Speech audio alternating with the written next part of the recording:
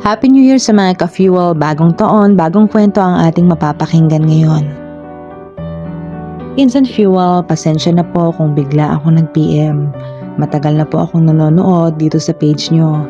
Araw-araw akong nandito, tahimik lang, nagbabasa at nakikinig sa mga ka-fuel na nagbabahagi ng kanilang mga kwento. Hindi ako pala comment pero ramdam ko po yung bawat message nyo. Ngayon lang talaga ako naglakas loob mag-PM kasi parang di ko na kaya mag-isa. Sa totoo lang po, sabay-sabay na po yung problema ko ngayon. May pinagdadaanan ako sa pamilya, sa finances at pati sa sarili ko. Araw-araw akong lumalaban kahit parang ubos na ang lakas ko. Gumigising ako na may takot at bigat sa dibdib. Umiiyak ako gabi-gabi habang nagdadasal. Sabi ko kay Lord, Lord, hindi ko na po alam paano lalaban. Parang ang tahimik po ng langit. Parang mag-isa ako sa battle na to. Minsan naiisip ko kung hanggang dito na lang ba ako. Kung kakayanin ko pa ba bukas? Hindi ako galit kay God, Instant Fuel. Naniniwala pa din ako, pero pagod na po ako. Kaya ako nag-PM kasi ayoko po talagang sumuko. Pero kailangan ko lang po ng makikinig at mag-encourage po sa akin, Instant Fuel.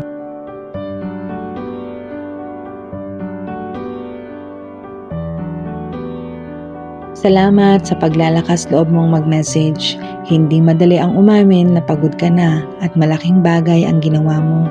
Gusto kong ipaalala sa iyo, hindi ka mahina dahil napagod ka. Kapag sunod-sunod ang problema, normal lang mapagod at manghina. May pangako ang Diyos para sa mga ganitong panahon. Sabi sa Isaiah 41:10, "Do not fear, for I am with you. Do not be dismayed, for I am your God. I will strengthen you and help you. I will uphold you with my righteous right hand." Ibig sabihin nito, kahit pagod na pagod ka na, kasama mo pa rin ang Diyos. Siya ang magbibigay ng lakas kapag wala ka na. Kaya kung pagod ka na, pahinga ka muna. Umiyak ka kung kailangan, pero wag mong iisipin na mag-isa ka. Hawak ka pa rin ng Diyos at dito sa Ka-Fuel Family may kasama ka palagi.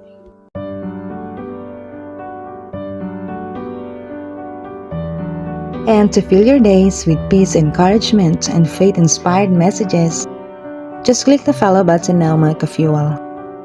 Subscribe na rin po tayo sa ating YouTube channel. At sa mga nasa TikTok, just click the follow button ng mga Ka-Fuel. Thank you and God bless.